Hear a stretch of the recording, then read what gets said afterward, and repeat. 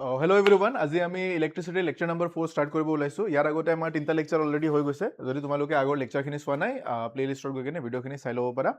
আজি আমি ওমছ ল' পৰা আৰম্ভ কৰিম। ওমছ ল'ৰ বিষয়ে আমি অলপমান ইন্ট্ৰডাকশ্যন চাইছিলোঁ। আজি ওমছ ল' গ্ৰাফখিনি চাম। ইয়াৰ লগত ৰিলেটেড আমি অলপমান ৰেজিষ্টেঞ্চৰ বিষয়ে ডিছকাছ কৰিম আজি, আৰু ইয়াৰ লগত ৰিলেটেড কিছুমান কুৱেশ্যনো কৰিবলৈ চেষ্টা কৰিম। আৰু চেষ্টা কৰিম যাতে আজি যদি সময় হয় আমি series parallel combination of resistance তাতেও আজি এণ্ট্ৰি কৰিব চেষ্টা কৰিম। তো আগবাঢ়িছোঁ, ডাইৰেক্টলি আমি মুভ কৰোঁ যোনটো পইণ্টত আমি লাষ্ট ক্লাছ এৰিছিলোঁ তাৰ পৰা ষ্টাৰ্ট কৰোঁ। চ' এইবোৰ গোটেইখিনি আমাৰ ডিছকাশ্যন হৈ গৈছে। বিভৱ ভেদ কি হয়, বিদ্যুৎ কি হয়, কাৰেণ্ট কি হয়। লাষ্ট ক্লাছত মই এনেকৈ চাৰ্কিট ডায়েগ্ৰামৰ বিষয়ে তোমালোকক কৈছিলোঁ। এইবিলাক কুৱেশ্যন আমাৰ অলৰেডি হৈ গৈছে। চাৰ্কিট ডায়েগ্ৰামৰ বিষয়ে আমি ডিছকাছ কৰিছিলোঁ প্ৰিভিয়াছ ক্লাছত। তো ইয়াতে এক্সপেৰিমেণ্ট ৰিলেটেড টু ওমছ ল', ইয়াৰ পৰা আমি ষ্টাৰ্ট কৰিব আছিলে, এইখিনি হৈ গৈছিলে। আৰু ইয়াৰ লগত ৰিলেটেড মই এই গ্ৰাফটোৰ কথা তোমালোকক ক'ব আছিলে। অলদো এই গ্ৰাফটো যোনটো হয়, তোমালোকে মেইনলি ধ্যান ৰাখিব লাগে যে ওমছ ল' লগত ৰিলেটেড গ্ৰাফৰ শ্বেপটো কেনেকুৱা হয়, কাৰণ এইটো সদায় ফিক্স থাকে। মানে এই শ্বেপটো সদায় এনেকৈ এটা ষ্ট্ৰেইট লাইন বনাই তোমালোকে দেখা পাবা, আৰু তোমালোকৰ টেক্সট বুকতো চাগে এই গ্ৰাফডাল তোমালোকে দেখা পাইছা। ইয়াৰ প্ৰপাৰ যোনটো এক্সপেৰিমেণ্ট কৰা হয়, যোনটো লেব এক্সপেৰিমেণ্ট যোনটো কৰা যায়, লেব এক্সপেৰিমেণ্ট তোমালোকে ক্লাছ 12ত কৰিব লাগিব। যেতিয়া ক্লাছ 12ত এক্সপেৰিমেণ্ট কৰিবা, তেতিয়া গ্ৰাফডালৰ শ্বেপটো এক্সাক্টলি এনেকুৱাই দেখা পাবা। এক্সপেৰিমেণ্টটো কৰে কেনেকৈ আৰু ইয়াতে কেছবিলাক কেনেকৈ ইনভল্ভ হৈ আছে, তো মই অলপমান এক্সপ্লেইন কৰি দিওঁ। ইন ফিউচাৰ যদি ইয়াৰ লগত ৰিলেটেড কেতিয়াবা কুৱেশ্যন আহি যায়, তোমালোকে যাতে তাক লৈ কিনে অলপমান কিবা হ'লেও এক্সপ্লেইন যাতে কৰিব পাৰা। অলদো এক্সাক্টলি এনেকুৱা কুৱেশ্যন অহাৰ চান্স অলপ কম আছে, বাট ইউ মে নেভাৰ ন', যদি অলপমান পেপাৰ সেনেকুৱা লেভেলত আহি যায়, তোমালোকে যাতে এই টাইপৰ কুৱেশ্যনবিলাকো ছল্ভ কৰিব পাৰা, সেইকাৰণে মই এইখিনি অলপমান এক্সপ্লেইন কৰি দিওঁ তোমালোকক, ঠিক আছে। চ' কথাটো এনেকুৱা হৈছে যে ইয়াতে আমাক এনেকুৱা এটা চাৰ্কিট দিয়া আছে। চাৰ্কিটত কি আছে, চবচে আগতটো চাবা, চাৰ্কিটত কি দিয়া আছে, বেটাৰী দিয়া আছে। আৰু বেটাৰীটো দেখিছা কেইটা বেটাৰী দিয়া আছে, ইয়াতে এটা বেটাৰী লগোৱা আছে, ইয়াৰ লগতে আৰু এটা বেটাৰী লগোৱা আছে। তাৰমানে ইয়াতে দুটা বেটাৰী আছে, বা দুটা চেল আছে, বা দুটা কুক আছে বুলি ক'ব পাৰা। ইয়াৰ লগত কানেক্ট কৰিছোঁ ছুইচ। ছুইচটো যেতিয়া এইটো পইণ্ট টাচ হ'ব, তেতিয়াহে কাৰেণ্ট ফ্ল' হ'ব। যেতিয়া টাচ নহয়, তেতিয়াহ'লে ইয়াতে কোনো ধৰণৰ কাৰেণ্ট ফ্ল' নহ'ব। এইটো হৈ গ'ল এটা পইণ্ট। আৰু ইয়াৰ লগত ৰিলেটেড, ইয়াৰ লগত কানেক্টেড এটা বস্তু দেখিছা, কানেক্টিং ৱায়াৰ দেখা পাইছা। কানেক্টিং ৱায়াৰৰ লগত কানেক্ট কৰিছোঁ আমি ইয়াতে এমিটাৰ, দেন ইয়াতে কানেক্ট হৈছে ৰেজিষ্টেঞ্চ, আৰু ৰেজিষ্টেঞ্চৰ দুয়ো মূৰত আমি কানেক্ট কৰিছোঁ ভোল্ট মিটাৰক। তো এই কানেকশ্যনৰ কনচেপ্টটো ধ্যান ৰাখিবা, কাক কেনেকৈ কানেক্ট কৰিব লাগে, এইটো আমাৰ কাৰণে বহুত ইম্পৰ্টেণ্ট হয়। তো ইয়াতে এমিটাৰটো সদায় চিৰিজত আহে, অৰ্থাৎ শ্ৰেণীবদ্ধভাৱে কানেক্ট কৰোঁ। আৰু যোনটো ভোল্ট মিটাৰ আছে, তাক সদায় আমি সমান্তৰাল অৰ্থাৎ পেৰেলেলি আমি কানেক্ট কৰা যায়। তেতিয়া কি হ'ব, যেতিয়া ইয়াৰ মাজেৰে, যেতিয়া আমি ইয়াক কানেক্ট কৰি দিম, ইয়াৰ মাজেৰে কাৰেণ্ট ফ্ল' আৰম্ভ হ'ব। লগতে আৰু এটা বস্তু আছে, ইয়াতে এটা ৰিঅ'ষ্টেট লগোৱা আছে। ৰিঅ'ষ্টেটত কি হয়, ৰিঅ'ষ্টেটৰ ওপৰত বেছিকেলি ইয়াতে এনেকৈ ধৰি লোৱা যে এইটো ছাপ'জ ৰিঅ'ষ্টেটত দেখাত অলপমান এনেকৈ দীঘলীয়া অবজেক্ট, অলটো ইমান সৰু নহয়, অলপমান ডাঙৰ থাকে বাৰু, এনেকৈ দীঘলীয়া অবজেক্ট এটা থাকে। তো তাৰে ওপৰত কি থাকে, এই যে এনেকৈ পিন দেখিছা, সেই পিনটো ইয়াৰ ওপৰত শ্লাইড কৰিব পাৰে। যদি পিনটো শ্লাইড কৰা, তেতিয়াহ'লে কি হয়, ইফালে ৱায়াৰ কানেক্ট আছে, ইটোফালে ৱায়াৰ কানেক্ট আছে। তো পিন যেতিয়া ইফালে আছে, তো ৰিঅ'ষ্টেটত যোনটো ৰেজিষ্টেঞ্চৰ ভেলু আছে, এটা স্পেচিফিক ভেলু শ্ব' কৰিব। যদি পিন মই বঢ়াই গৈ থাকোঁ, ৰেজিষ্টেঞ্চৰ ভেলুটো বাঢ়ি গৈ থাকে, বাঢ়ি গৈ কিনে এইটো মূৰত যেতিয়া আহে মেক্সিমাম হৈ যায়। তো আমাক ইয়াতে কিমান কাৰেণ্ট ফ্ল' কৰাব লাগে, তাৰ ওপৰত বেছ কৰি কেনে আমি নিডলডাল আমাৰ হিচাপ মতে ইয়াতে ক'ৰবাত থৈ দিওঁ। বোলে আমাক এটা পাৰ্টিকুলাৰ এমাউণ্টৰ কাৰেণ্ট লাগে, আমি নিডলডাল ইয়াতে থৈ দিলোঁ।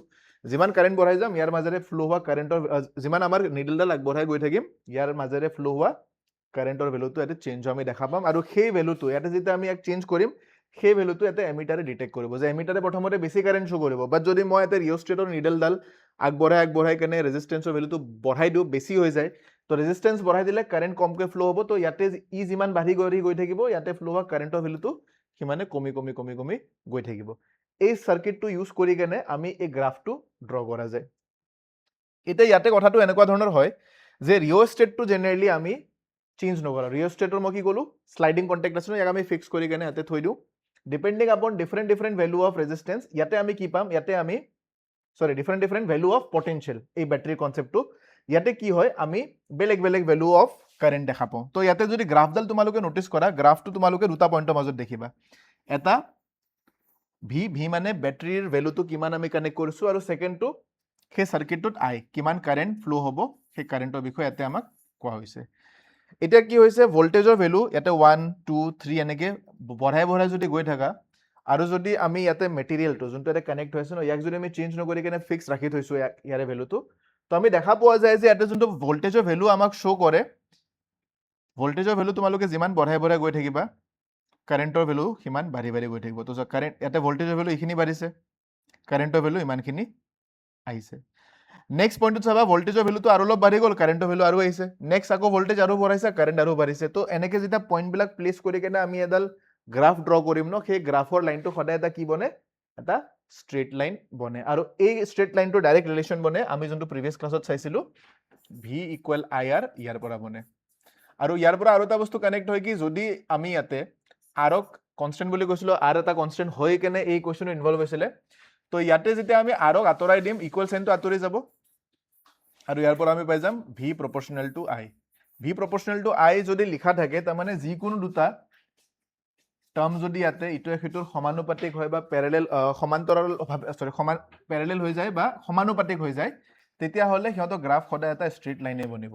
তো কেতিয়াবা যদি তোমালোকে ইন মেথামেটিক্সতো যদি পোৱা, ছাপ'জ এনেকে নাথাকি কেনে বোলে এক্স ৱাই কিবা আছে, যে ৱাই প্ৰপৰ্চনেল টু এক্স আছে, তো ইহঁতৰ যদি গ্ৰাফ বনোৱা বা এনেকে যদি এক্স প্ৰপৰ্চনেল টু ৱাই থাকে, ইহঁতৰ যদি তোমালোকে গ্ৰাফ ড্ৰ কৰা, যে ইয়াতে ভিৰ জেগাত কোন আছে, ভিৰ জেগাত এক্স এক্সিছৰ জেগাত ভি আছে, ৱাই এক্সিছৰ জেগাত কাৰেণ্ট আছে, তো ইয়াতে যেতিয়া এক্স আৰু ৱাইৰ গ্ৰাফ ড্ৰ কৰিবা আৰু এনেকা যদি ৰিলেশ্যন দেখা, সদায় ই এটা এনেকা ধৰণৰ ষ্ট্ৰেইট লাইনে বনাব। এইটো বস্তু তোমালোকে ইয়াৰ পৰা ধ্যান ৰাখিব পাৰা। তো ওহমছ লৰ গ্ৰাফ কেনেকুৱা হয়, ওহমছ লৰ গ্ৰাফটো সদায় এটা ষ্ট্ৰেইট লাইন হয়। কিয় ষ্ট্ৰেইট লাইন হয়, কাৰণ যিমান আমি ভোল্টেজ বঢ়াম সিমানে তাতে কাৰেণ্ট ফ্ল' বাঢ়ি বাঢ়ি গৈ থাকিব। এইটো বস্তু আমাক ওহমছ ল ইয়াতে বুজাবলৈ চেষ্টা কৰে। তাৰপিছত আগবাঢ়িছো নেক্সট পইণ্ট, ইয়াৰ লগত ৰিলেটেড কিছুমান কেছ আছে। যিহেতু আমি ওহমছ লৰ থ্ৰু দি ৰেজিষ্টেন্সৰ বিষয়ে গম পালো, ৰেজিষ্টেন্স কি হয় তাৰ বিষয়ে গম পালো, এতিয়া সেই ৰেজিষ্টেন্সটোৰ লগত ৰিলেটেড কিছুমান পইণ্টছ আমি চাব লাগিব, যে ৰেজিষ্টেন্স কেনেকে চেঞ্জ হয়, ৰোধৰ মানটো কেনেকে সলনি হ'ব পাৰে, কেনেকে পৰিৱৰ্তন হ'ব পাৰে, সেইখিনি বস্তুৰ বিষয়ে আমি এতিয়া ওৱান বাই ওৱান চেক কৰিম, ঠিক আছে। তো নেক্সট হেডিংটো আমাৰ এইটোৱে হয় যে factors affecting resistance of A conductor, পৰিবাহী ৰোধক প্ৰভাৱিত কৰা কাৰকসমূহ কি কি হয়। তো সবচে আগত সবচে ফাৰ্ষ্ট পইণ্ট কি আছে, সবচে ফাৰ্ষ্ট পইণ্ট আছে ইফেক্ট অফ লেন্থ, দৈৰ্ঘ্যৰ প্ৰভাৱ কেনেকুৱা পৰিব। তো দৈৰ্ঘ্য প্ৰভাৱৰ ক্ষেত্ৰত যদি চোৱা যায়, সবচে ফাৰ্ষ্ট পইণ্ট হয় যে লেন্থ অফ আ কণ্ডাক্টৰ, ইয়াতে মই প্ৰপাৰলি বেলেগকে দেখাই দিওঁ, পিছত নোটছখিনি পঢ়ি ল'বা, কাৰণ পঢ়াই লাইন বাই লাইন পঢ়ালে সিমান এটা ফিল নাহে, গতিকে প্ৰথমতে মই ডায়েগ্ৰামৰ থ্ৰু দি বুজাই দিওঁ। ধৰি লোৱা এইটো এটা ৱায়াৰ হয়, এই ৱায়াৰডালৰ কিবা এটা লেন্থ আছে, যাৰ লেন্থটোক আমি এল বুলি কৈছো।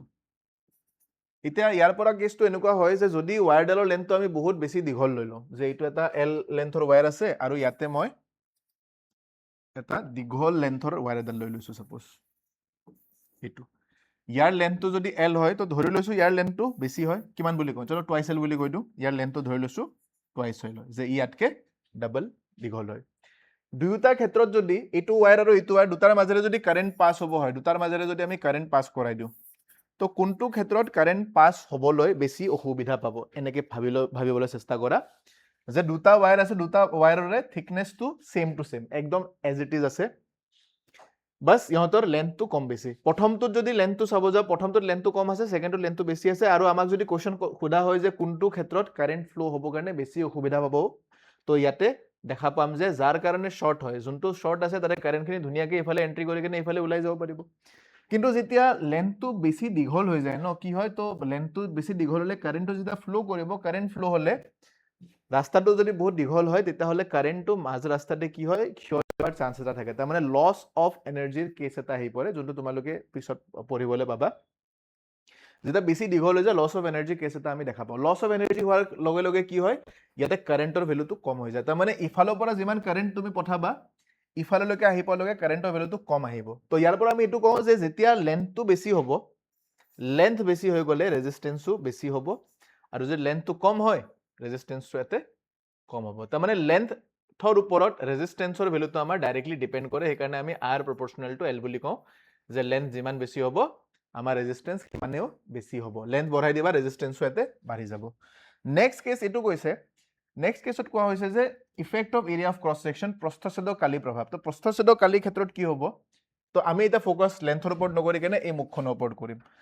তো যদি প্ৰস্থচ্ছেদক কালি মই দুটা লওঁ, এতিয়া মই লেন্থকেইটা ইকুৱেল ৰাখি কেনে প্ৰস্থচ্ছেদক কালিকেইটা চেঞ্জ কৰি দিম। ধৰি লওঁ এইটো এটা কণ্ডাক্টৰ হয়, আৰু ছেম লেন্থৰে মই এটা কণ্ডাক্টৰ লৈছো যাৰ মুখখন ডাঙৰ হয়, এনেকে দুটাৰে লেন্থ একে, বাট ইয়াৰ ক্ৰছ ছেকশ্যনেল এৰিয়াত ছাপ'জ এ হয়, ইয়াৰ টুৱাইচ এ হয়, তো কাৰ ক্ষেত্ৰত কাৰেণ্ট বেছি ভালদৰে ফ্ল' হ'ব পাৰিব। এতিয়া এটা বস্তু আমি দেখিছো যে যিমান ডাঙৰ ৰাস্তা মুভ কৰিবৰ কাৰণে সিমান ভালদৰে কাৰেণ্ট ফ্ল' হ'ব পাৰিব, বাট ইয়াতে ৰাস্তাটো অলপ সৰু হয়, ইয়াতে ৰাস্তাটো বেছি ডাঙৰ হয় বা বেছি বহল হয়, তো ইফালে যদি কাৰেণ্ট কাৰেণ্টটোৱে কমকে মুভ কৰিব পাৰিব, এইফালৰ মুভটোৱে বেছি ভালদৰে মুভ কৰিব পাৰিব। কাৰণ তোমালোকে নিজে ভাবি চোৱা, তোমালোকে মুভ কৰি আছা ঠেক গলিৰ মাজেদি, যদি ঠেক গলি এটাৰে মুভ কৰা আৰু এটা আছে আহল বহল গলি, তো আহল বহল গলিত দি গ'লে আমি বেছি স্মুথলি যাব পাৰিম, ইনফেক্ট আমি দৌৰি কেনেও পাৰ হ'ব পাৰিম।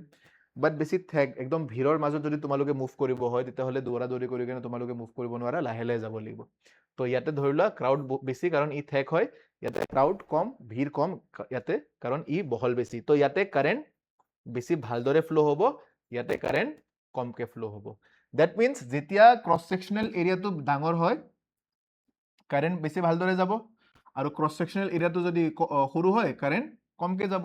আৰু কাৰেণ্ট কমকে যোৱা মানে ৰেজিষ্টেন্স কি হ'ব লাগিব? বেছি হ'ব লাগিব। আৰু ইয়াতে কাৰেণ্ট বেছিকে যোৱা কাৰণে ৰেজিষ্টেন্স কম হ'ব লাগিব। ৰেজিষ্টেন্স বেছিকেলি কিয় বাধা দিয়াৰ দৰে হয়। ৰেজিষ্টেন্সৰ কাম হ'ল কাৰেণ্ট যিমানে ফ্লো হৈছে তাক বাধা দিয়া ৰেজিষ্টেন্সৰ কাম হয়।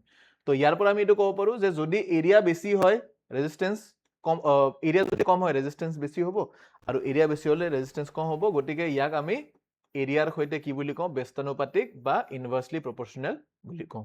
এই কেছটো ইয়াতে মেনশ্যন কৰা হৈছে যে যিমান ডাঙৰ এৰিয়া, যিমান ডাঙৰ বহল ৱায়াৰ হ'ব, সিমান ভালদৰে কাৰেণ্ট ফ্লো হ'ব পাৰিব, আৰু যিমান পাতলা থিন ৱায়াৰ হ'ব, সিমান কমকে ইয়াতে কাৰেণ্ট ফ্লো হ'ব। এই কানেকশ্যনটো তোমালোকে in terms of water flow হিচাপেও কানেক্ট কৰিব পাৰা। তাৰমানে এই যে মই ৱায়াৰৰ কথা কৈছোঁ, এইকেইটাক পানীৰ পাইপ বুলি যদি কনচিডাৰ কৰা, তো পানীৰ পাইপ বুলি কনচিডাৰ কৰিলে তোমালোকে নিজে ধৰিব পাৰিবা যে পানীৰ পাইপ এটা যদি আমি চাওঁ, সেই পানীৰ পাইপটো যিমান বেছি বহল হ'ব, তাৰ পৰা বেছিকে পানী আহিব পাৰিব, আৰু সেই পানীখিনি কি হয়? কাৰেণ্ট হয়। তো যিমান বেছি বহল পাইপ হ'ব, সিমান ভালদৰে পানীখিনি আহিব পাৰিব, আৰু যিমান চুটি পাইপ হয়, সিমান বঢ়িয়াকে আমাৰ পানীৰ ফ্ল'টো পাম। যদি পাইপডাল বহুত দীঘল হয়, পাইপডালে পানীখিনি বহুত দীঘলীয়া ৰাস্তা এটা কভাৰ কৰি কেনে নেক্সট এণ্ড পইণ্টত গৈ পাব। সেইটো ক্ষেত্ৰত আমি ক'ম যে লেন্থ বেছি হৈ গ'লে ৰেজিষ্টেন্স বেছি হৈ যাব, কাৰেণ্ট কমকে ফ্ল' কৰিব। তো এইটো সদায় ধ্যান ৰাখিবা, ৰেজিষ্টেন্স আৰু কাৰেণ্ট ইটো সেইটোৰ বিপৰীত হয়। ৰেজিষ্টেন্স যিমান হ'ব, কাৰেণ্ট সিমানে কমি যাব, আৰু ৰেজিষ্টেন্স যিমান কম হ'ব, কাৰেণ্ট আমাৰ সিমানে বেছিকে আহিব। এই ৰুলটো ধ্যান ৰাখিবা। তো ৰেজিষ্টেন্স কম বেছি হ'বৰ কাৰণে বাছ এইটো চালে হ'ল যে কাৰেণ্ট কম বেছি হ'ব নে নাই। কাৰেণ্ট কম হ'লে ৰেজিষ্টেন্স বেছি, কাৰেণ্ট বেছি হ'লে ৰেজিষ্টেন্স কম। বাছ এই বস্তুটো ইয়াৰ পৰা তোমালোকে ধ্যান ৰাখিবা। ফাৰ্ষ্ট কেছ হৈ গ'ল এইটো। নেক্সট ইয়াৰ পিছত আৰু এটা বস্তু আহি পৰে যে যেতিয়া আমি এই দুটাকে কম্বাইন কৰোঁ, তাৰমানে আমি দুটা ইকুৱেশ্যন পালোঁ, এটাটো এলৰ লগত পালোঁ, লেন্থৰ লগত পালোঁ, আৰু এটা পালোঁ এৰিয়াৰ লগত। লেন্থৰ লগত লেন্থ বাঢ়িলে ৰেজিষ্টেন্স বাঢ়ি যায়, এৰিয়াৰ লগত দেখিলোঁ এৰিয়া বাঢ়িলে ৰেজিষ্টেন্স কমি যায়। তো ইয়াৰ পৰা এটা ৰিলেশ্যন পাইছোঁ যে আৰ প্ৰপৰ্চনেলটো আমাৰ হৈ গৈছে L/A। দুটাকে এটা ইকুৱেশ্যনত কম্বাইন কৰি লিখি দিছোঁ। আৰু প্ৰপৰ্চনেলিটি চাইন ৰিমুভ কৰিলে আমি কি লগাওঁ? আমি এটা কনষ্টেণ্ট লগাওঁ উইথ এ ইকুৱেল চাইন। তো ইয়াতে ইকুৱেল চাইনৰ লগত এটা কনষ্টেণ্ট আহিব, সেই কনষ্টেণ্টটোক আমি ইয়াতে লিখিছোঁ এনেকে। এইটো পি নহয়, ইয়াক আমি কি বুলি কওঁ? ইয়াক আমি ৰ' বুলি কওঁ, RHO, ৰ' বুলি কওঁ। যেনেকে আলফা বিটা গামা আমি লিখো ন, তাৰ সিকুৱেন্স সেই সিৰিজটোতে আহে ই ৰ' বুলি কয়। ৰ'ৰ এটা বহুত ইম্পৰ্টেণ্ট কাম আছে, ৰ'য়ে ডিচাইড কৰে মেটেৰিয়েলটো কেনেকুৱা হয়। তো ইয়াতে ৰ' যে আছে ন, ৰ' লগত কানেক্ট হৈ কিনে নেক্সট পইণ্টটো আমাৰ অট'মেটিক আহি যায়। তাৰমানে ফাৰ্ষ্ট পইণ্টটো আহে, ৰেজিষ্টেন্স কিহৰ ওপৰত ডিপেণ্ড কৰে? ফাৰ্ষ্ট পইণ্টটো আহি গ'ল লেন্থৰ ওপৰত ডিপেণ্ড কৰিব। য়েছ, লেন্থৰ ওপৰত বেছ কৰি কেনে ৰেজিষ্টেন্স কম বেছি হ'ব পাৰে। ইফেক্ট অফ এৰিয়া কিমান ডাঙৰ কিমান সৰু তাৰ ওপৰত বেছ কৰি কেনে ৰেজিষ্টেন্স কম বেছি হ'ব পাৰে। নেক্সট পইণ্ট আহি গ'ল ইফেক্ট অফ নেচাৰ অফ মেটেৰিয়েলটো কেনেকুৱা হয়। এতিয়া মেটেৰিয়েলটো কেনেকুৱা হয় সেইটো ডিচাইড কৰে কোনে? ৰ'। এই চিম্বলটো ইয়াক এনেকে লিখা যায় ৰ', ঠিক আছে। এই চিম্বলটোৱে ডিচাইড কৰে।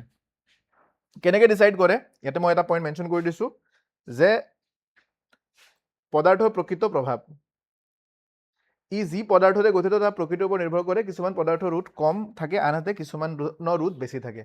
তাৰমানে পদাৰ্থৰ ওপৰত নিৰ্ভৰ কৰে মানে এনেকে ভাবি চোৱা, যিবোৰ মেটেৰিয়েল আমি ইউজ কৰোঁ কাৰেণ্ট ফ্ল'ৰ কাৰণে, যেনেকে কপাৰ হৈ গ'ল, কণ্ডাক্টৰ যাক আমি কণ্ডাক্টৰ বুলি কওঁ, কপাৰ হৈ গ'ল, চিলভাৰ হৈ গ'ল, বা আইৰণ বুলি কোৱা,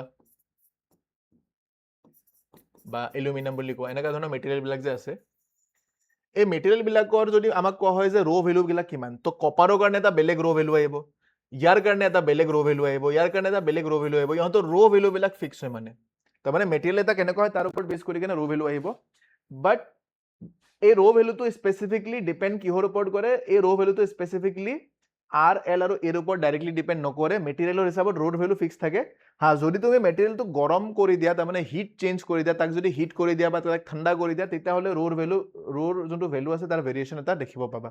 যেনেকে ধৰি লওক কপাৰৰ টুকুৰা এটা তোমাৰ হাতত আছে চাপ'জ, এই কপাৰৰ টুকুৰাটোক যদি আমি গৰম কৰি দিওঁ, হিট কৰি দিওঁ, তো হিট কৰাৰ আগতে যোনটো কপাৰৰ ৰ' ভেলু আছিলে, যোনটো ৰেজিষ্টিভিটি ভেলুটো আছিলে, ইয়াক আমি ৰেজিষ্টিভিটি কওঁ। ৰ'ক ইয়াক আমি কি কওঁ? ইয়াক আমি ৰেজিষ্টিভিটি বুলি কওঁ। ৰেজিষ্টিভিটি ৰেজিষ্টিভিটিক অসমীয়াত কোৱা হয় ৰোধকতা বুলি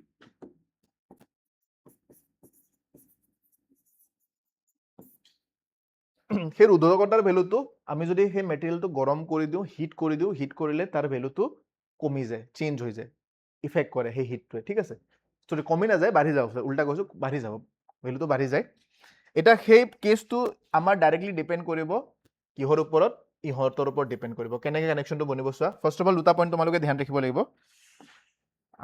ক'ত গ'ল অহো এক সেকেন্ড এটো স্লাইড এটা এক্সট্ৰা আহি গ'ল ই পিছত আকৌ প্ৰবলেম ক্ৰিয়েট কৰাব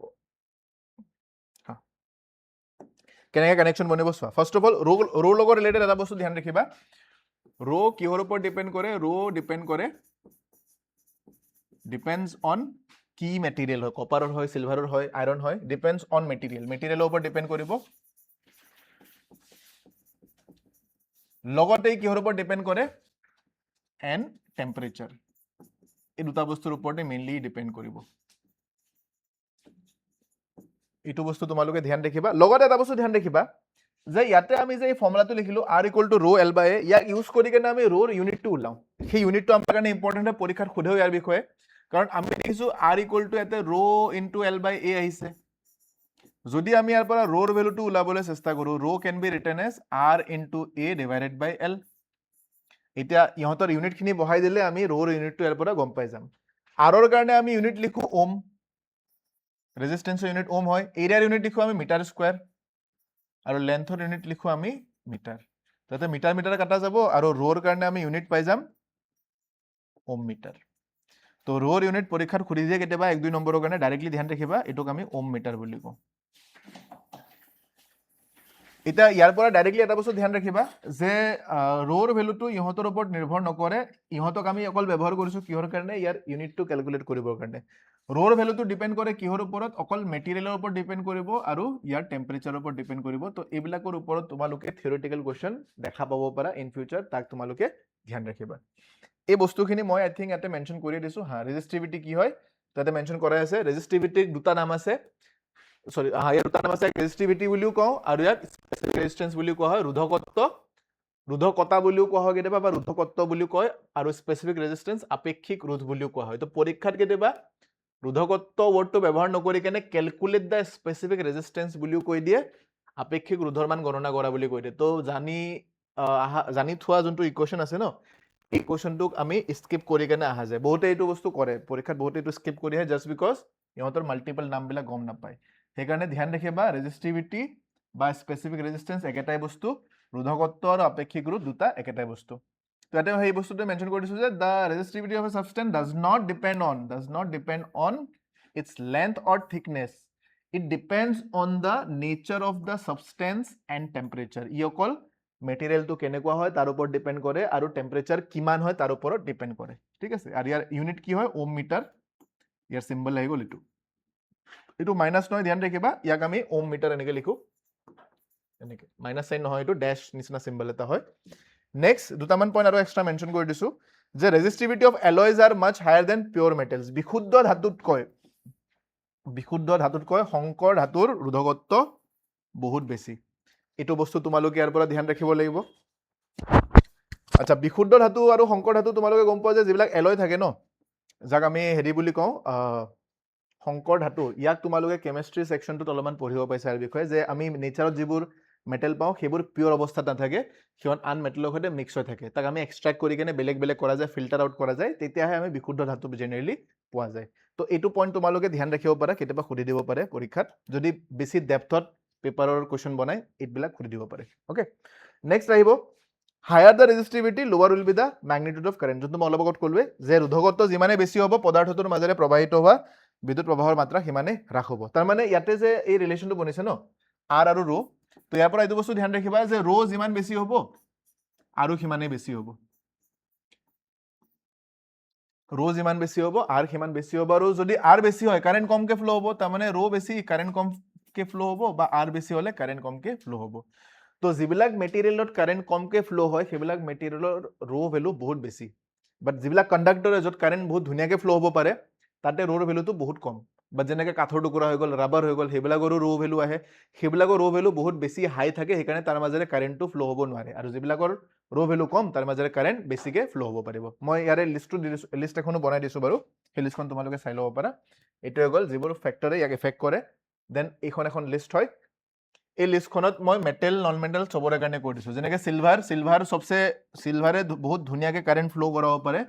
তো গতিকে চিলভাৰৰ যোনটো ৰ' ভেলু হয় বহুত কম হয়। দেখিছা 10⁻⁸ এটা হৈছে 1.6 ইনটু 10⁻⁸ ওম মিটাৰ।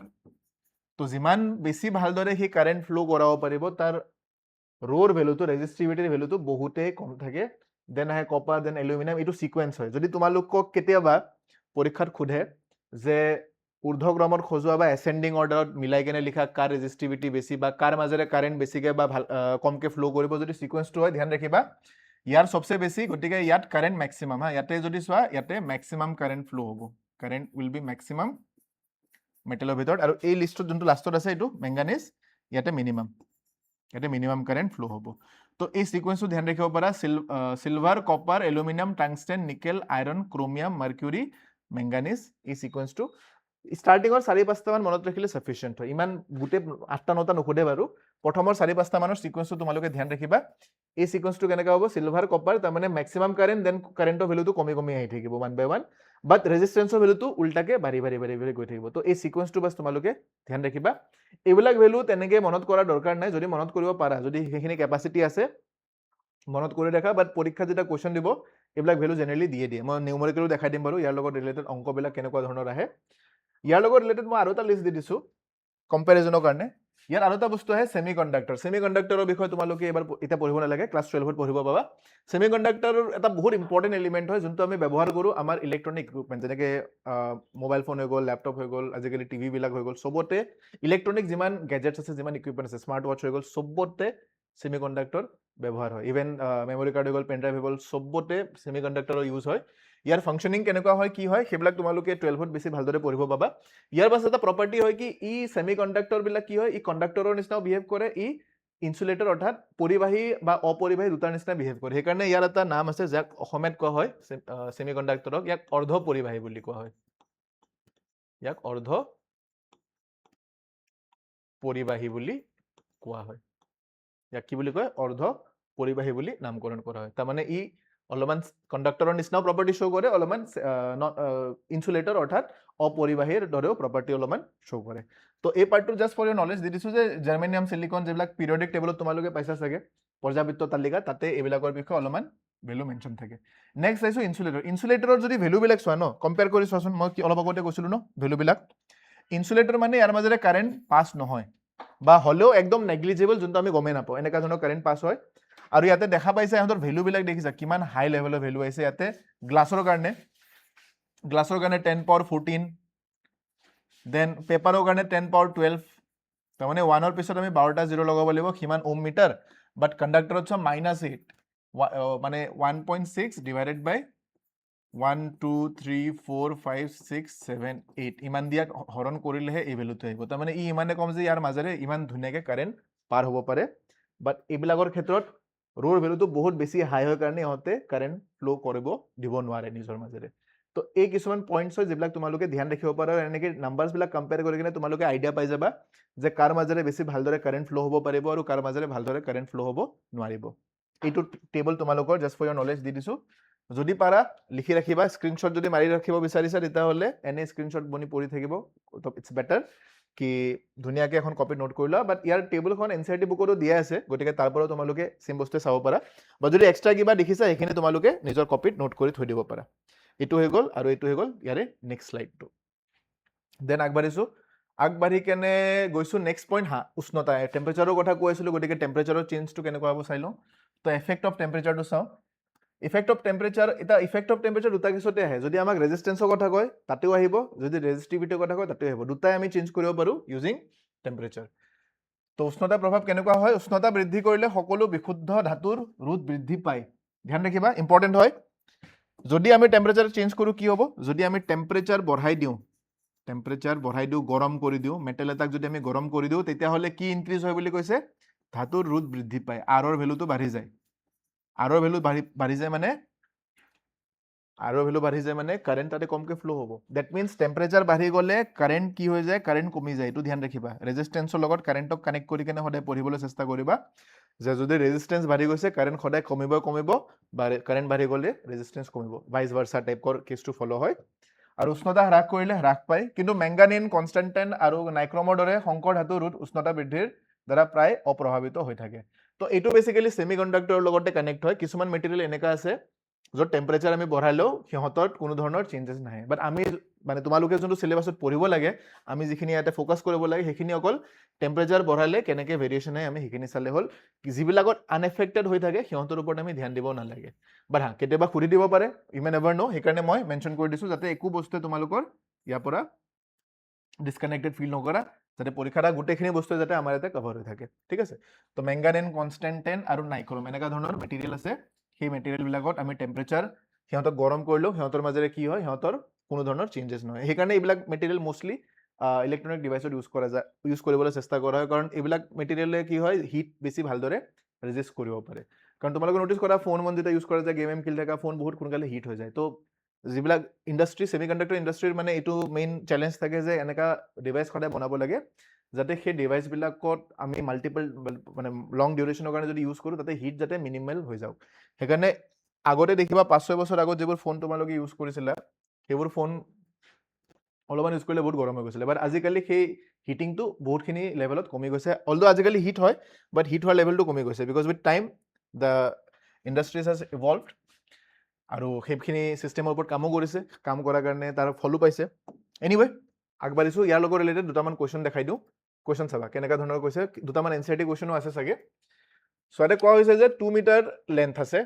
আৰু আমাক কি দিয়া আছে প্ৰস্থচ্ছেদক কালি দিয়া আছে এৰিয়া দিয়া আছে লেন্থ দিয়া আছে আৰু ৰুট দিয়া আছে আমাক কৈছে ৰোধকত্ব নিৰ্ণয় কৰা তো ৰোধকত্ব যদি ওলাব হয় আমি সবচে আগত কি লিখিম লাষ্ট ক্লাছত মই দেখাই দিছিলোঁ ন কেনেকৈ কুৱেশ্যনবিলাক সলভ কৰিব লাগে দিয়া আছে বুলি কৈ কেনে সবচে আগত লিখিবা দৈৰ্ঘ্য লেন্থ 2 মিটাৰ মই খালি চিম্বল ইউজ কৰিছোঁ তোমালোকে এইখিনি ডিটেইলত লিখিবা প্ৰস্থচ্ছেদক কালি আমাক এ দিয়া আছে 1.7 × 10⁻⁻6 মিটাৰ স্কুৱাৰ তাৰপিছত দিয়া আছে তামৰ তাৰৰ ৰোধ তাৰমানে আৰ দিয়া আছে আমাক 2 × 10⁻⁻2 ওম আমাক ওলাব লাগে ৰোধকত্ব তাৰমানে ৰৌ কিমান হ'ব ওকে দেন আমি কি কৰিম আমি লিখিব লাগে আমি জানো যে we know that R is equal to ৰৌ এল বাই এ ইয়াৰ পৰা আমি ওলাব লাগে কাক ৰৌ ওলাব লাগে তো যাক ওলাব লাগে তাক লেফ্ট চাইডে ৰাখা আৰু যিখিনি নন ভেলু আছে চবকে ৰাইট চাইডে লৈ যোৱা আমি লিখিম আৰ × এ বাই এল আৰৰ ভেলুটো কিমান আছে আৰৰ ভেলুটো আমাৰ তাতে দিয়া আছে 2 × 10⁻²,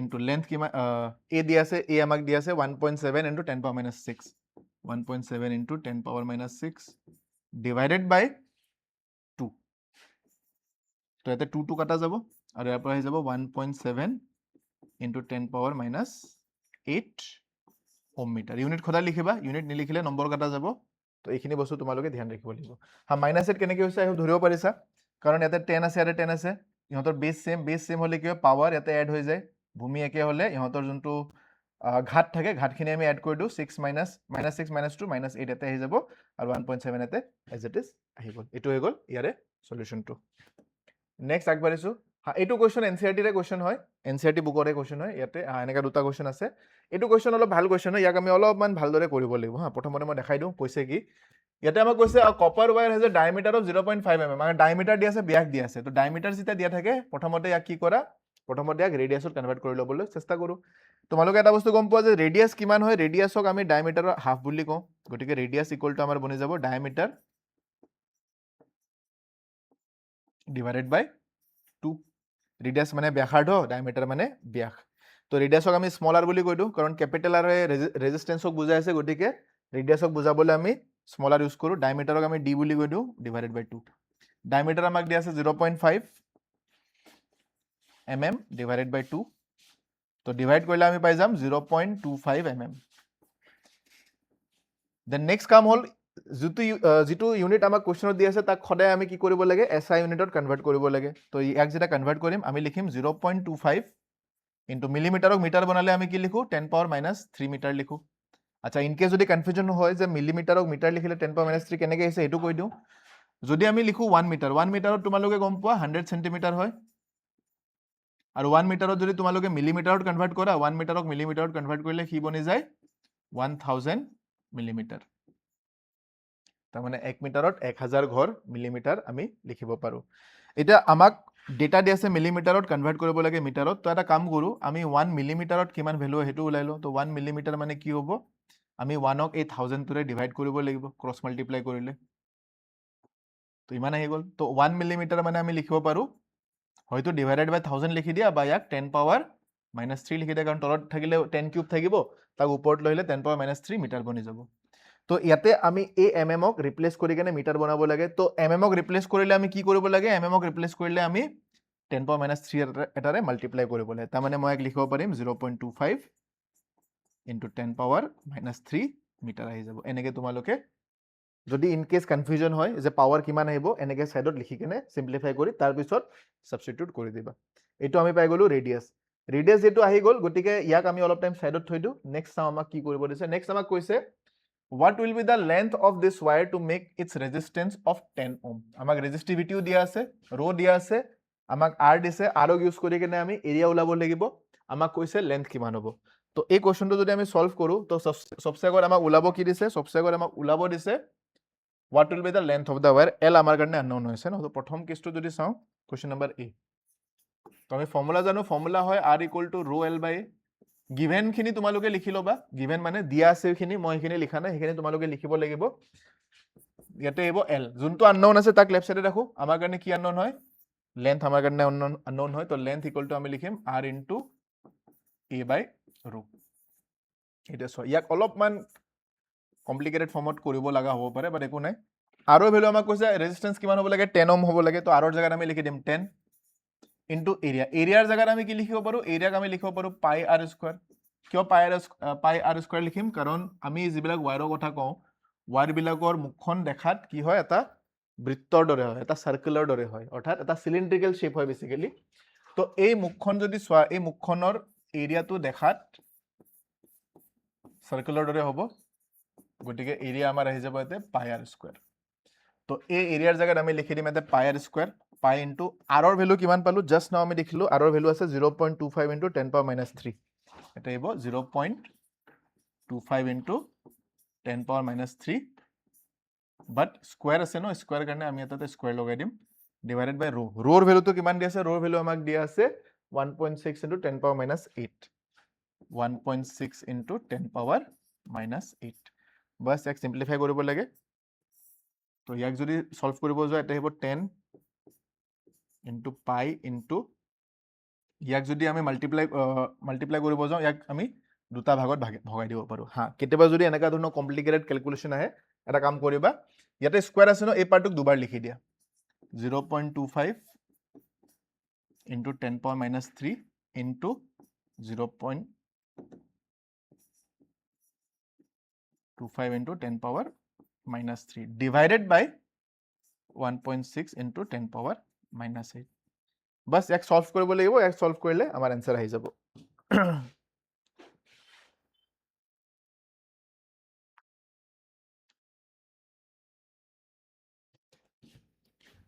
এটা ইয়াক যেটা সিম্পলিফাই কৰিব যাবা ইয়াক সিম্পলিফাই কৰিব গলে তোমালোকে সিম্পলিফাই কৰি চাই লবা ইয়াৰ आंसरটো এপ্ৰক্সিমেটলি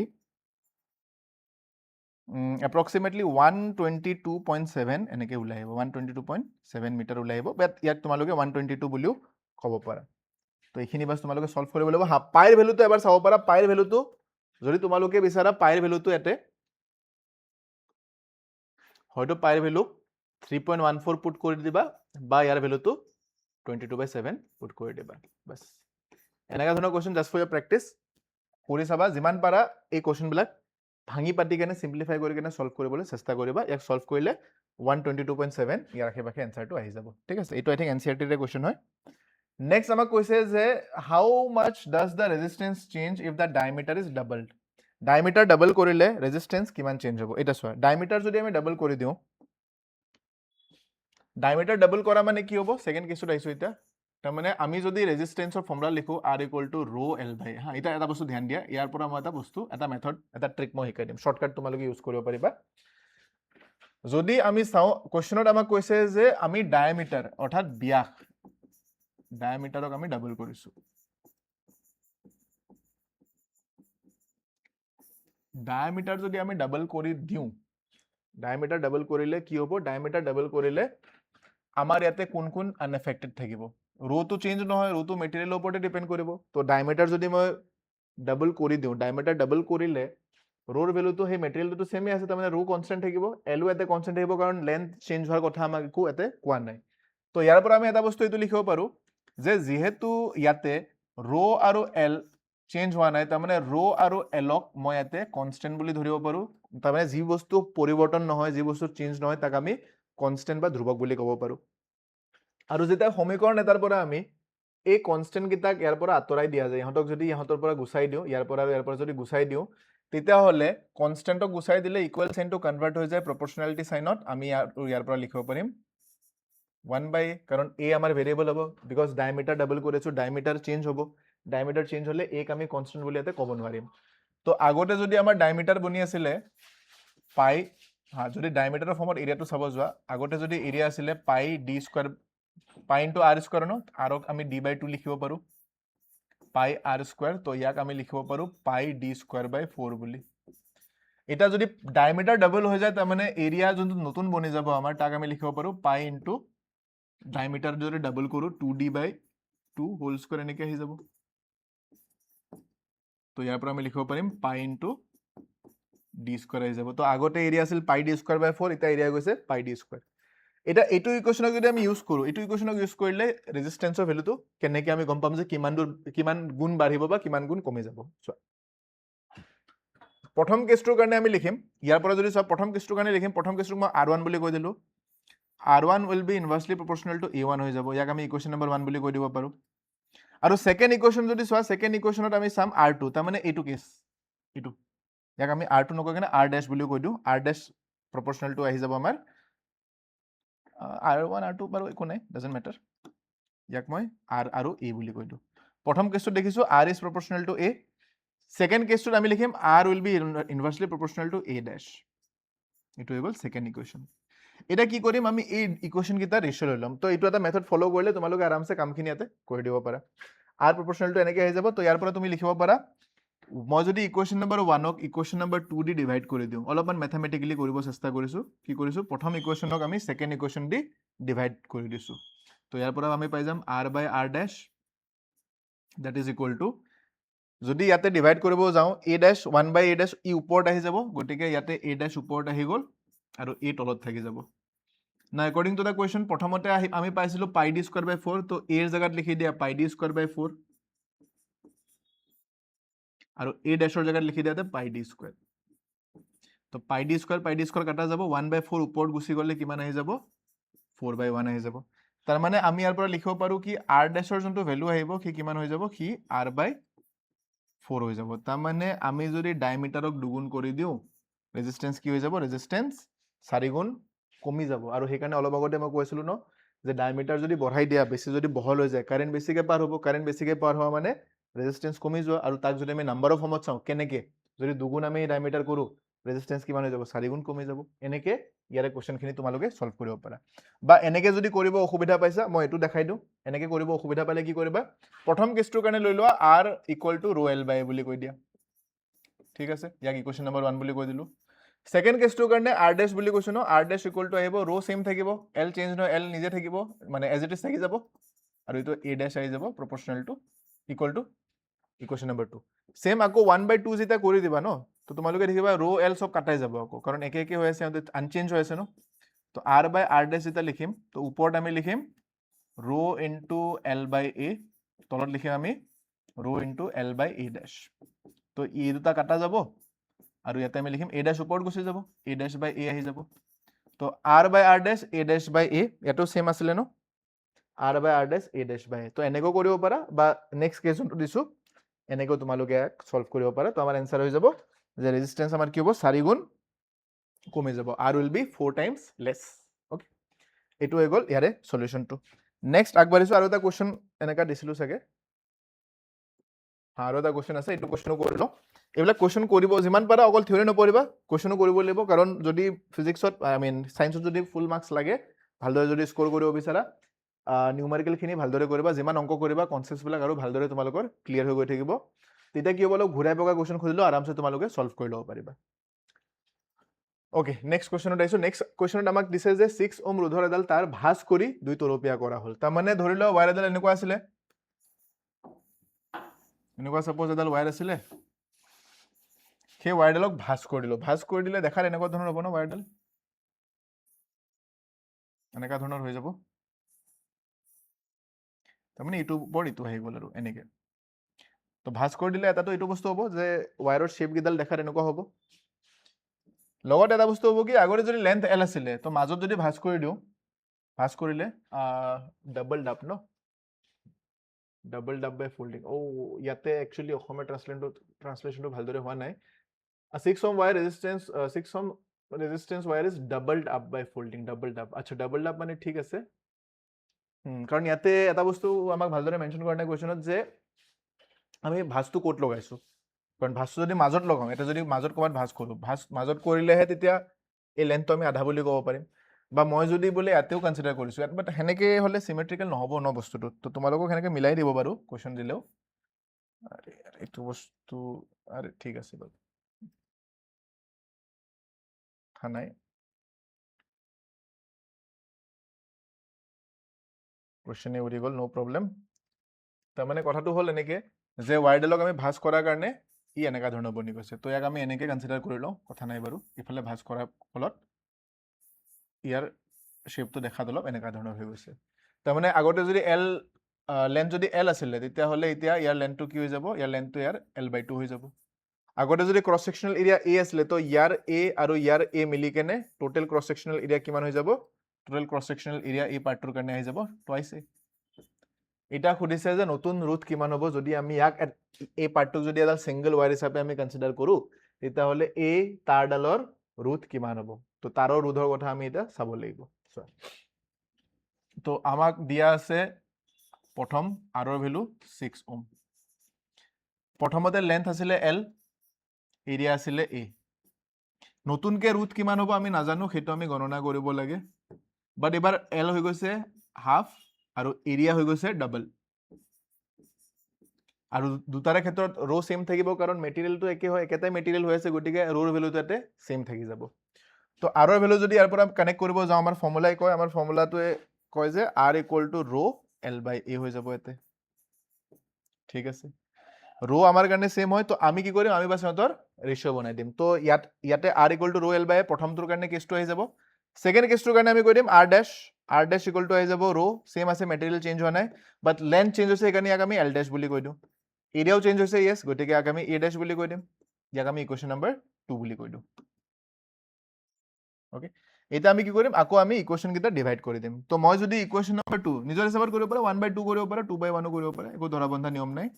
2/1 যদি কৰি দিওঁ, তেতিয়াহ'লে আমি লিখিম ইয়াতে R'/R, that is equal to R' কাৰণে আমি লিখিম ৰ' L'/A', ৰ' L' divided by A', that is equal to divided by ৰ' L/A। ৰ' কাটা যাব, L'/A', L' মানে এইখিনি আহি যাব, এইটো L' ভেলু আৰু এইটো A' ভেলু। L' আছে L/2 divided by A' value আছে টুৱাইচ এ। এইখিনি পাৰ্ট ডিভাইডেড বাই আমি পাম তলত L/A। তো ইহঁতৰ জেগাত L/A নিজৰ নিজৰ জেগাত আছে। তো ইয়াতে যদি চাওঁ L/, ইয়াতে 2 তলত যাব 4 আহি যাব, তো আমি ইয়াক লিখিম L/4A ইনটু ইয়াতে আহি যাব A/L। তো L কাটা যাব, A কাটা যাব। তো আমি ইয়াতে পাই যাম R'। আচ্ছা, আৰৰ ভেলু আমাক কুৱেশ্যনত দি আছে কিমান, 6 ওহম। তো R' আমি লিখিম 6 ওহম ইফালে গৈ কেনে 4 লগত কম্বাইন হ'ব, তো 6/4 আমি লিখি দিব পাৰোঁ। তাক কাটিব গ'লে তোমালোকে পাবা 3/2। R' ভেলু আহি গ'ল 1.5 ওহম। তাৰমানে আমি যদি ৱায়াৰ এডাল ধৰি কেনে মাজত ভাঁজ কৰি দিওঁ, মাজত ভাঁজ কৰি দিলে তাৰ ৰেজিষ্টেঞ্চৰ ভেলু যদি আগতে 6 ওহম আছিলে, সি কমি কেনে কিমান হৈ যাব 1.5। তাৰমানে এনেকে ৱায়াৰডালৰ মাজেৰে বেছি ভালদৰে কাৰেণ্ট ফ্ল' হ'ব পাৰিব। তো ইয়াক তোমালোকে এনেকৈ চাব পাৰা যে এল যদি কমি গৈছে, এল কমি গ'লে কাৰেণ্ট ভালদৰে ফ্ল' হ'ব, first thing. Second thing, area যদি বাঢ়ি গৈছে, এৰিয়া বাঢ়ি গ'লে কাৰেণ্ট আৰু ধুনীয়াকৈ পাছ হ'ব পাৰিব। তাৰমানে ৰেজিষ্টেঞ্চ কিমান গুণ কমি গ'ল, ৰেজিষ্টেঞ্চ 4 গুণ কমি গৈছে, কাৰণ আগতে আৰৰ ভেলু 6 আছিল, ই 1.5 হৈ গ'ল। বা এনেকৈ চাব পাৰা, আগতে 60 আছিলে, এতিয়া 15 হৈ গ'ল। আৰু আমি জানো 15 4 গুণ 60 হয়।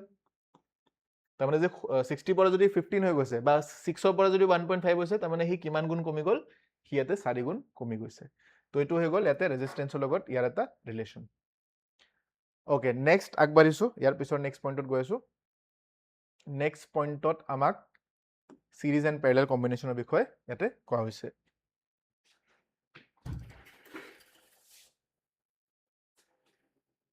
ওকে ইয়াৰ যোনটো ডেপথ হ'ব সেই ডেপথখিনি আমি নেক্সট ক্লাছত ভালদৰে ডিছকাছ কৰিম আজি মই এটা কুইক চাই ইন্ট্ৰডাকশ্যন দি দিওঁ জাষ্ট 2-5 মিনিট মানৰ এটা ইন্ট্ৰডাকশ্যন দি দিওঁ তাৰপিছত আমি ওৱান বাই ওৱান আগবাঢ়ি যাম ওকে ডায়েগ্ৰামো আছে হা বঢ়িয়াকৈ ডায়েগ্ৰামো দি আছে গোটেইখিনি বস্তু ওৱান বাই ওৱান কভাৰ হৈ যাব তো এতিয়া আমাৰ বাছ দুটা পইণ্ট বাকী আছে এই চেপ্টাৰটোত এটাটো সিৰিজ পেৰেলেল কম্বিনেশ্যন দুটা ছেকেণ্ড আছিলে আমাৰ হিটিং ইফেক্ট অফ কাৰেণ্ট যে কাৰেণ্টৰ কাৰণে কেনেকৈ হিট হয় চাৰ্কিট এটাত সেইখিনি বিষয়ে আমি চাব লাগিব বাট এইটো যোনটো টপিক হয় এইটো বহুত ইম্পৰ্টেণ্ট টপিক হয় এই টপিকটোৰ পৰা বহুত কুৱেশ্যন আহে তো এই টপিকটো যিমান পাৰা ভালদৰে পঢ়ি ল'বলৈ চেষ্টা কৰিবা তো সিৰিজ পেৰেলেল কম্বিনেশ্যনৰ জাষ্ট এটা ইন্ট্ৰডাকশ্যন দি দিওঁ সিৰিজ পেৰেলেল কম্বিনেশ্যন কেনেকুৱা ধৰণৰ হয় কি হয় ইয়াতে মই কাহিনীবিলাক কৈ দিছোঁ ন আচ্ছা এতিয়া চোৱা এটা বস্তু যেতিয়া আমি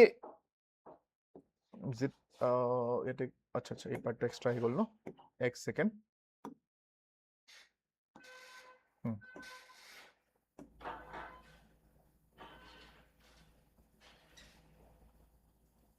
ওকে চোৱা এটা বস্তু যেতিয়া আমি ৰেজিষ্টেঞ্চক কম্বাইন কৰোঁ ন ফাৰ্ষ্ট অফ অল ৰেজিষ্টেঞ্চৰ কাৰণে আমি চিম্বল ইউজ কৰিম এনেকুৱা ধৰণৰ এই ধৰণৰ আমি চিম্বল ইউজ কৰোঁ এতিয়া এই চিম্বলটোৱে বুজাব পাৰে এনিথিং ই আমাক ইলেক্ট্ৰিক বাল্বো বুজাব পাৰে বাট বাল্বৰ কাৰণে আমি বেলেগ চিম্বল ইউজ কৰিব পাৰোঁ বাট ইয়াক বাল্বৰ কাৰণে এইটো চিম্বল ব্যৱহাৰ কৰিব পাৰা কিবা ইলেক্ট্ৰিক ফেন আহি গ'ল বা বোলে ইলেক্ট্ৰিক হিটাৰ আছে এনেকৈ যিয়ে নাম নিদিয়ক কিয় আমি এইবিলাক ড্ৰ কৰাৰ জেগাত যে আমি চাৰ্কিটত আমি ফেন ড্ৰ নকৰোঁ বা চাৰ্কিটত আমি বাল্ব ড্ৰ জেনেৰেলি কৰা নাযায় কেতিয়াবা কেতিয়াবা আমি কৰিব লগা হৈ যায় বাট এইবিলাক গোটেইখিনি বস্তু বুজাবৰ কাৰণে আমি এই চিম্বলটো ইউজ কৰোঁ যাক আমি ইমান টাইম ৰেজিষ্টেঞ্চ বুলি কৈছোঁ তো ৰেজিষ্টেঞ্চ বেচিকেলি আমি ইকুইপমেণ্টবিলাককে ৰেজিষ্টেঞ্চ বুলি কনচিডাৰ কৰা যায় ঠিক আছে এটা ৰেজিষ্টেঞ্চবিলাক যেতিয়া আমি কম্বাইন কৰিম কাৰণ কি হয় যিবিলাক একচুৱেল ইলেক্ট্ৰিক চাৰ্কিট থাকে তাতে অকল এটা ৰেজিষ্টেঞ্চ নাথাকে তাতে মাল্টিপল নাম্বাৰ অফ ৰেজিষ্টেঞ্চ থাকে এতিয়া সিহঁতক কম্বাইন কৰিম কেনেকৈ তো মেইনলি দুটা মেথড আছে সিহঁতক কম্বাইন কৰাৰ এটাটো আছে কি দুটাৰে যদি ৰেজিষ্টেঞ্চ আছে ছাপ'জ দুটা ৰেজিষ্টেঞ্চক হয়তো তোমালোকে এনেকৈ এণ্ড টু এণ্ড কানেক্ট কৰি দিয়া বা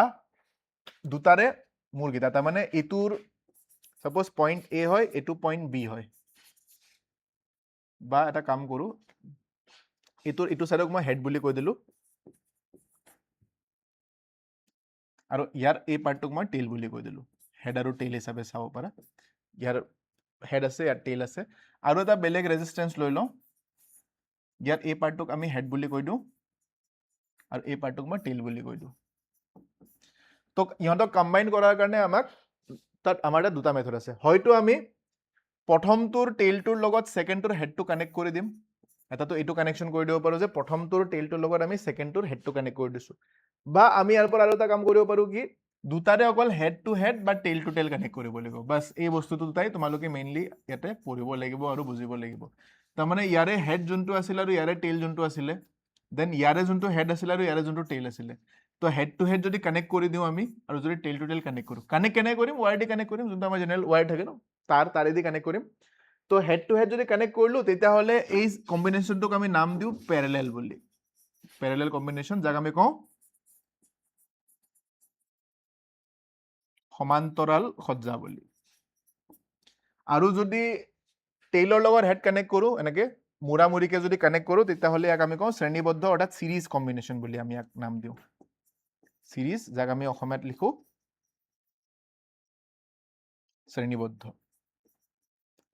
এটা হৈ গ'ল সমান্তৰাল সজ্জা এটা হৈ গ'ল শ্ৰেণীবদ্ধ সজ্জা এতিয়া শ্ৰেণীবদ্ধ সজ্জা যদি দিয়া আছে বোলে ইয়াতে এটা R1 ৰেজিষ্টাৰ আছে এটা R2 ৰেজিষ্টাৰ আছে তো ইহঁতক কম্বাইন কৰিলে যোনটো মুঠ ভেলু ওলাই আহিব বা লব্ধ মান যোনটো ওলাই আহিব যোনটো এইটো লব্ধ মান যোনটো ওলাই আহিব ইহঁতৰ